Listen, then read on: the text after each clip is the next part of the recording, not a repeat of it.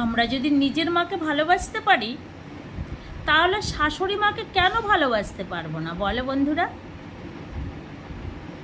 শাশুড়ি মাকে নিজের মায়ের মতো মা বলে ডেকে দেখো, আপন ভেবো, দেখবে তোমাকেও সে নিজের মেয়ের মতো ভালোবাসবে।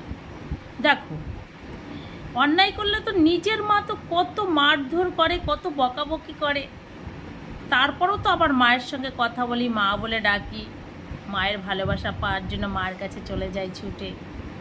তাহলে সেটা যদি আমাদের শাশুড়ি মা করে, কি হয়েছে তাতে? সে তো মাই না? তাই আমাদের সব কিছু মেনে নেওয়াটাই উচিত। আর শাশুড়ি মাকে নিজের মায়ের স্থানে বসানো উচিত, তাকে ভালোবাসাও উচিত আমাদের।